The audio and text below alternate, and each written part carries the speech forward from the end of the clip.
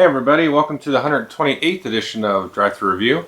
Today I'm going to talk about the second in the Sid Sackson Signature Series, a game called Monad. This is a weird card game.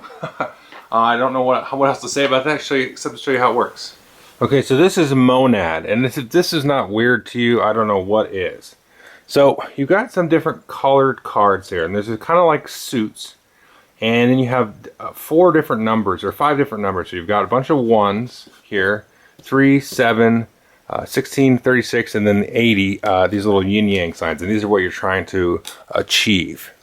In addition to that, we have these bonus cards. And each player is going to get a bonus card in front of them. They're all the same. And these just show you these sort of little bonus color combinations that will trigger sort of extra turns. So each player is going to get one of these to remind them. And then you're going to shuffle these out, and each player is going to get a different identity here. So each person is going to be sort of favoring one color or the other. So depending on the number of players, we're going to remove sort of different groups of these. There's always going to be, at least one of each of these different common cards, and these ones are called commons. And then we're going to deal them all out to all the players. So they'll start with 6 each.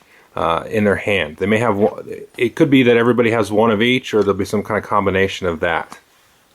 So all of these stacks here are going to be sort of face up and available for everybody to see which other colors are coming up as people pull the top cards off of here. Now there is basically warm colors. Here you can see red, orange, and yellow, and cool colors, green, blue, and purple there. And again, everybody starts with 6 of these 1s. These are called commons. And you're basically trying to sort of trade and what's called trade, buy, and sort of leap your way up this stack to grab these 80 markers here. And now depending on the number of players, the first player to get a certain number of these is the winner. So in a 2-player game, the first person to get 5 of these is the winner, and there's 10 of these total. So very simply, the easiest and most common way to sort of work your way up this track is to trade. And by trading, you have to discard a cool and a warm color. So I could take this purple and this red and discard them here to start a discard pile. And then I could take the top 3. So I'd play a cool and a warm 1, and I get a 3. And then to get a 7, I could play a cool and a warm 3. So I've got a blue and an orange here. And now instead of discarding these actually go back under the bottom like so, in any order you want. And then you put them down like so, and then you would take the top 7. And again, a cool and a warm 7 will give you the top 16. A cool and a warm 16 will give you the top 36. A cool and a warm 36 will give you an 80. Okay? So you've got to sort of, you'll be cycling through your commons a lot, and then trying to sort of progressively, get higher and higher cards. Now if that was just the game, it would be completely awful. Now the other way to get a card is to quote unquote buy a card. Now when you buy a card, you have to discard, this is what you actually pay attention to the number here. So if I wanted a 3, I could actually discard 3 1s because these all equal to or greater than this number here. So even though these are all warms, I could discard all 3 of these and then take a 3. And the same with getting a 7. I could discard 2 3s and a 1, for example, to get a 7, or 3 3s if I really wanted to do that. And then because 3 3s is 9, that's greater than or equal to 7, so I could take a 7. So trading is the warm and cool pairs. And then buying is when you pay attention to the numbers and you sort of pay for that, with the value of the number to move up. Now the other thing that you can do is you can do a leap. And this is really where sort of somewhat of the secret of the game comes in. It's really managing these 1s here. So what a leap is you can do a leap after you've done at least 1 buy or 1 trade. So you've either discarded a warm and a cool, or you've purchased a card with the number value. Now a leap is if you discard 1s of all different suits. So if I played 4 1s, all different suits, I could grab a 7. If I played 5 1s, all different suits, I could grab a 16. If I played 6 different ones, I could grab a 36. And so that's kind of an interesting way of kind of balancing out and making the game, not super stagnant. Now there's a couple little other aspects here. Now another aspect to this is these sort of powerful pairs here. So you can see these bonus cards, which again are the same for all players. So how does this work? So if you trade an orange and a blue for something, you'll be able to grab everything underneath what you used. So easiest example is, let's say I used an orange and a blue 16 to get a 36. Now I triggered this little sort of bonus. So everything below the 16 that I used, I can grab the top card of. So I can grab the top 7, the top 3, and then I'll grab the top 1 off of the discard pile.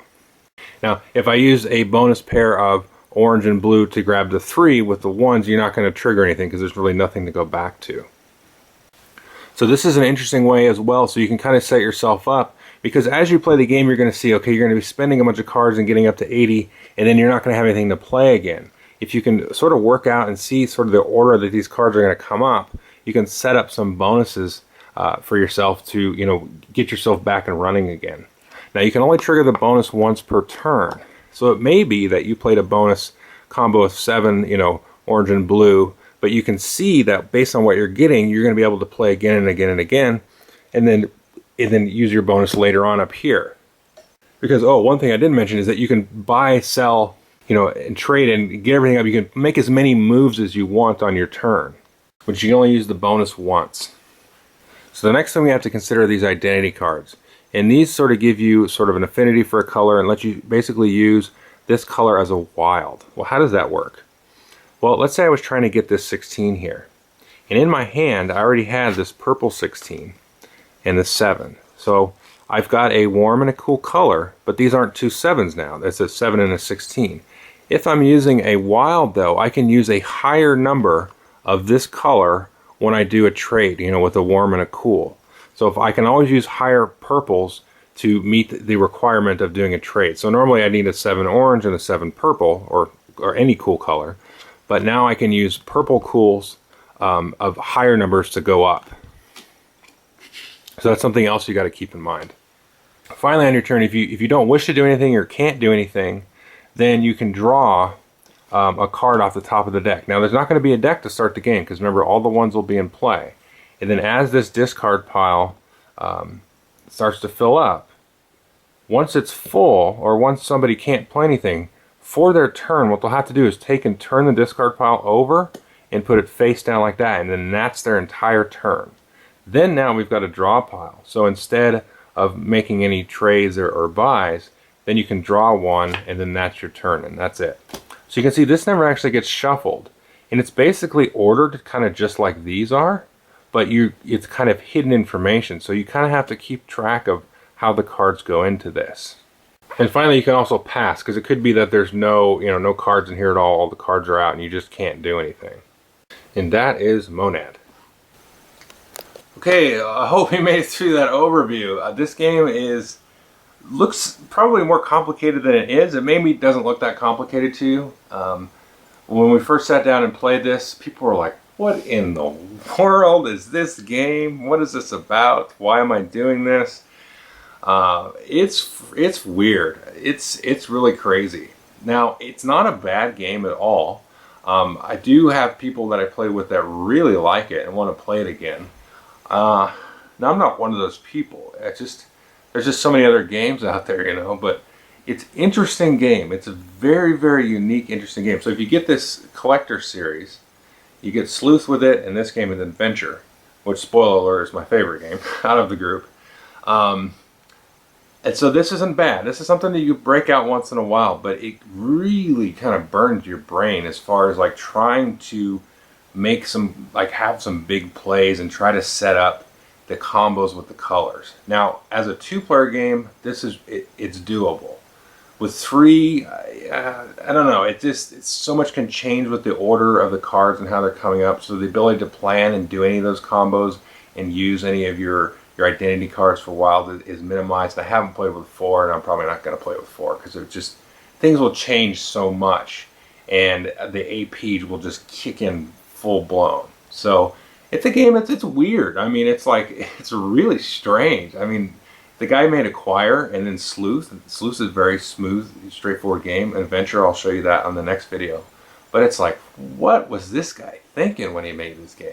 I mean, just for that aspect alone, I would recommend to play it, just to kind of piece together how you kind of set up these card combinations and things like that. It's something I would definitely recommend to try. It's not something I'm going to play on a regular basis, but I'll keep it around, you know. So anyway, so that's Monad.